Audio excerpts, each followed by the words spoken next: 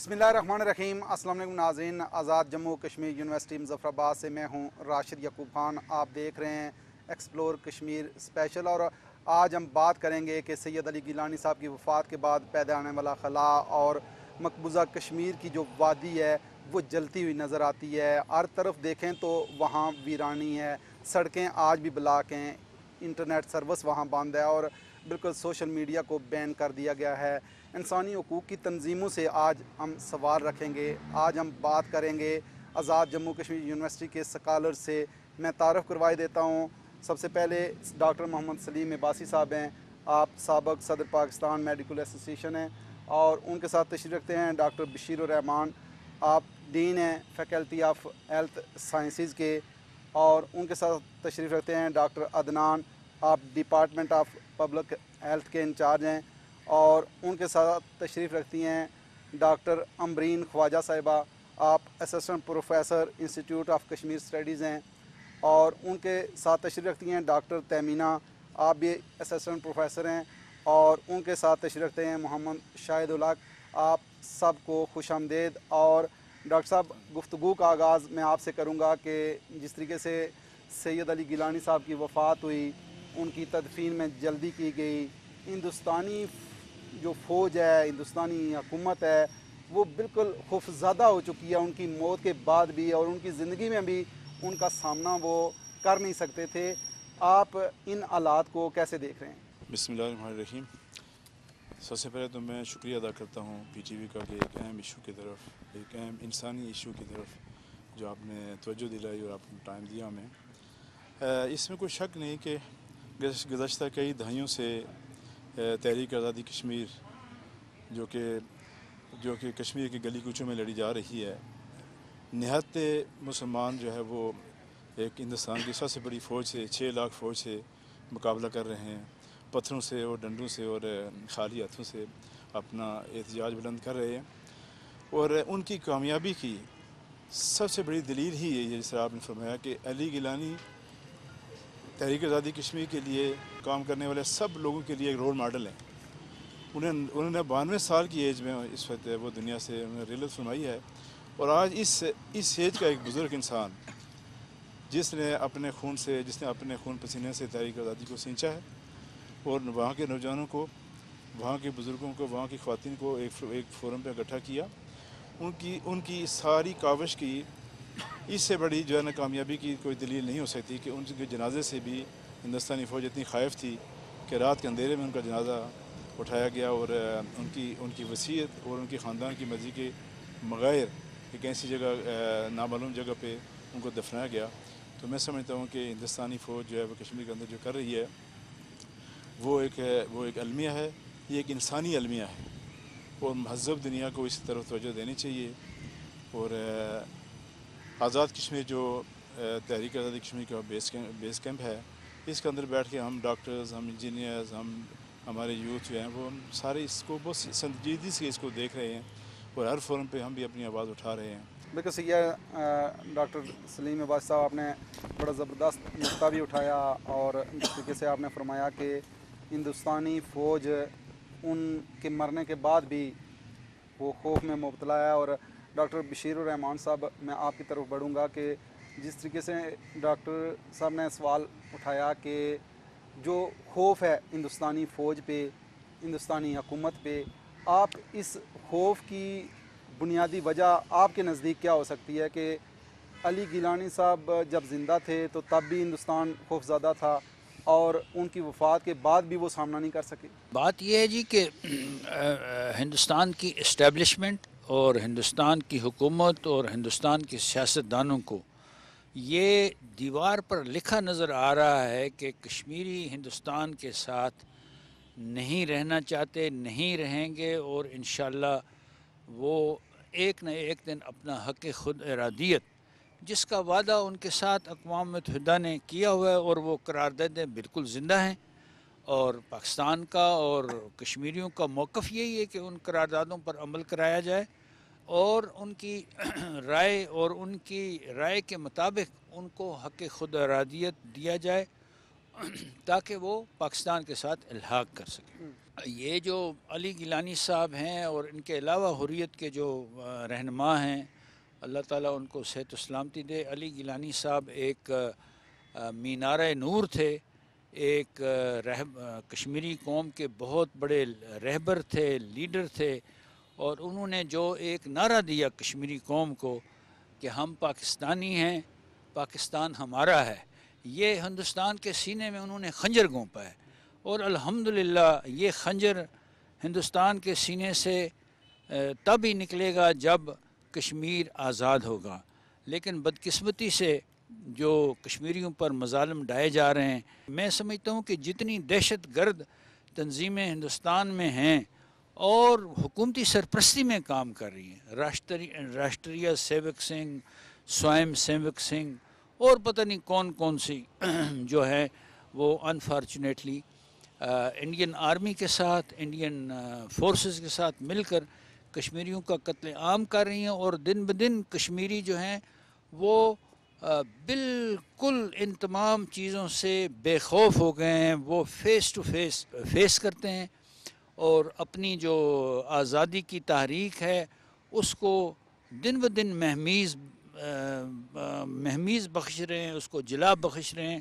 اور یہ انشاءاللہ دنیا کی تاریخ ہمیں بتاتی ہے کہ کسی قوم کو اس کی مرضی کے خلاف بہت دیر تک آپ زبردستی اپنے ساتھ جوڑے نہیں رکھ سکتے. ہندوستان نے USSR سے اور بہت سی دنیا کی آزادی کی تحریکوں سے، بھلے وہ الجزائر کی تحریک ہو، بھلے وہ تیونس کی تحریک ہو، بھلے وہ مراکش کی تحریک ہو، انہوں نے اس سے سبق حاصل نہیں کیا اور وہ سبق حاصل کرنے کے موڈ میں نہیں ہیں.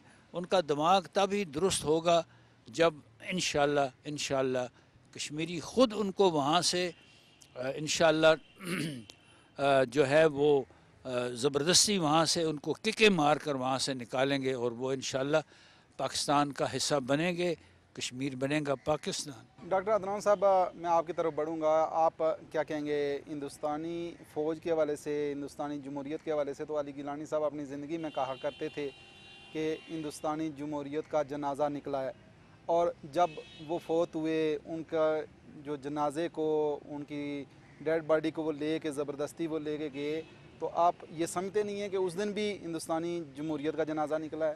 نہایت ہی افسوس سے کہنا پڑ رہا ہے. لیڈر کی تعریف تو یہ ہوتی ہے جس سے عوام پسند کرے. ہمارے ہمسایہ ملک ہندوستان میں اس تعریف کے بالکل برعکس، بالکل الٹ پالیسیز پہ عمل پیرا ہو رہے ہیں. وہاں پہ لیڈر یہ کوشش کر رہے ہیں کہ ڈرا دھمکا کے، دہشت گردی سے، ظلم سے، ہٹلر کی پالیسیز کو فالو کر کے، اسرائیل کے طریقہ کار کو اپنا کے، کشمیریوں کی جینوسائیڈ کر کے اس تحریک کو کچلا جائے، جو کہ ایک ناممکن ہے. اسی کی آپ کو ایگزامپل 2 سال پہلے 5 اگست کے ان کے ایکشن سے واضح ہوئی تھی کہ کشمیر کی ڈیموگرافی کو چینج کیا جائے.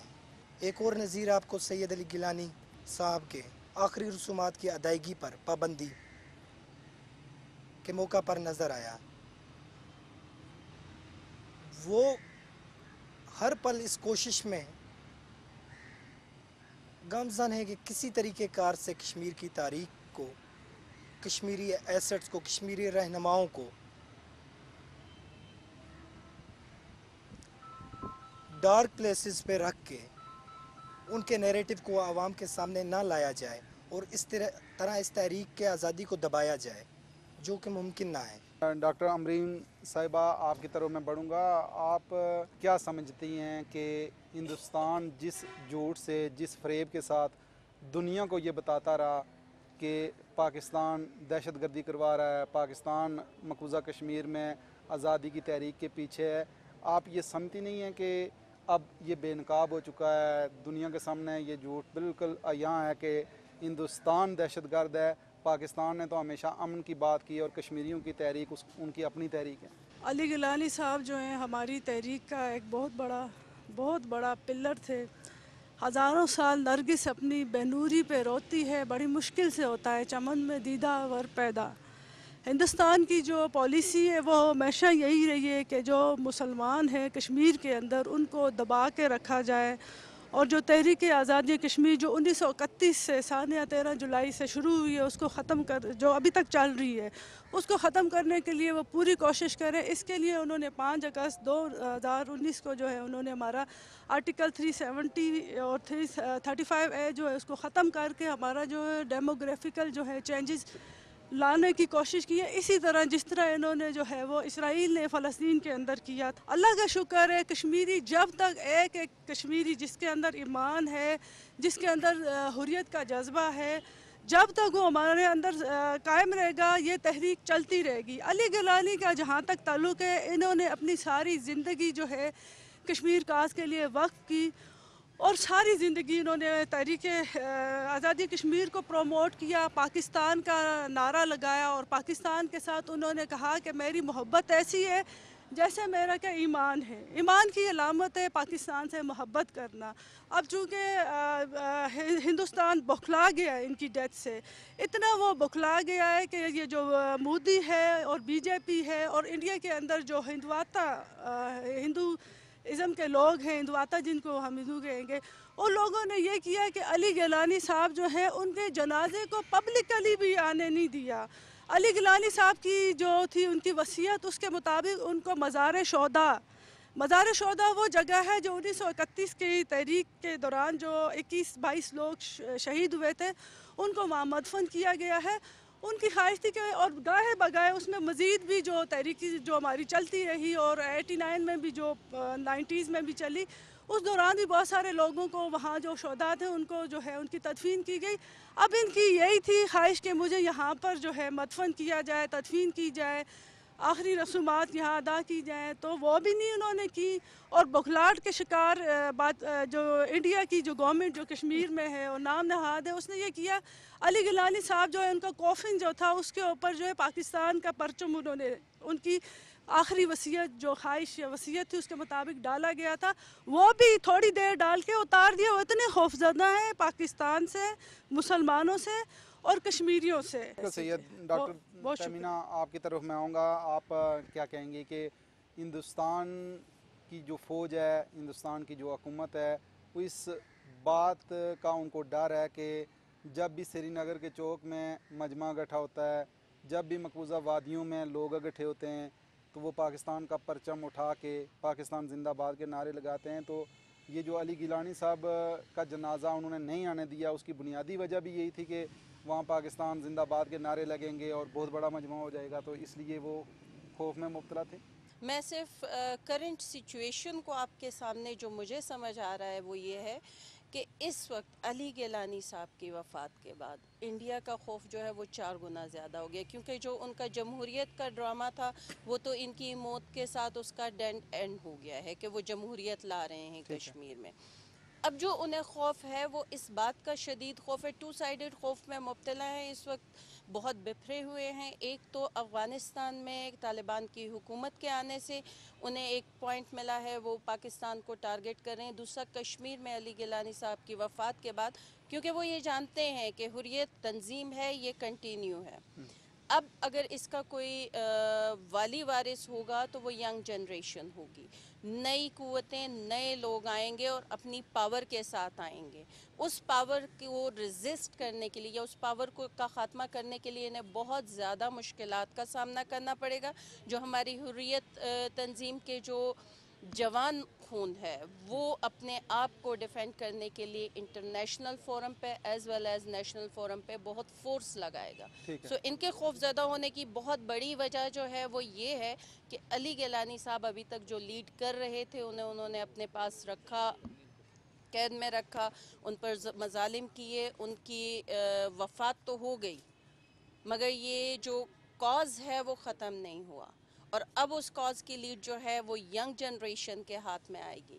تو ینگ جنریشن ان کے لیے کتنی تباہی بن کے سامنے آئیں گے، اس خوف کی وجہ سے اس وقت وہ بالکل پاگل ہوئے میں۔ ہندوستان میں بیسیکلی آپ دیکھیں کہ پچھلے کئی سالوں سے جو حکومت چل رہی ہے وہ ایک ہی بات پہ چل رہی ہے کہ کشمیر کو ہندوستان کا حصہ بنائیں گے، ان کا اور کوئی دوسرا یا تیسرا موٹیو نہیں ہے، وہ چیز ان کو اپنے ہاتھ سے جاتی ہوئی نظر آ رہی ہے۔ بالکل صحیح ہے۔ डॉक्टर शाहिद आपकी तरफ मैं आऊँगा। शायद आप क्या कहेंगे कि जिस तरीके से नौजवानों के हवाले से इन्होंने बात की कि तहरीक नौजवानों के हाथ में आ चुकी है और हिंदुस्तानी फ़ौज नौजवानों से खौफज़दा भी है और उनका टारगेट भी नौजवान है, आप इस हवाले से क्या कहते हैं? सबसे पहले तो मैं ये कहूँगा कि अली गिलानी साहब की वफ़ात के बाद ये बात वो जान चुके हैं कि जब एक लीडर चला जाता है तो तारीख़ ख़त्म नहीं होती है। अली गिलानी साहब की एक वीडियो क्लिप में देख रहा था, उसमें वो हिंदुस्तान की फ़ौज को कह रहे हैं वहाँ पे कि जब तक आपके नापाक वजूद से ये सरज़मीन पाक नहीं हो जाती, ये जद्दोजहद जारी रहेगी।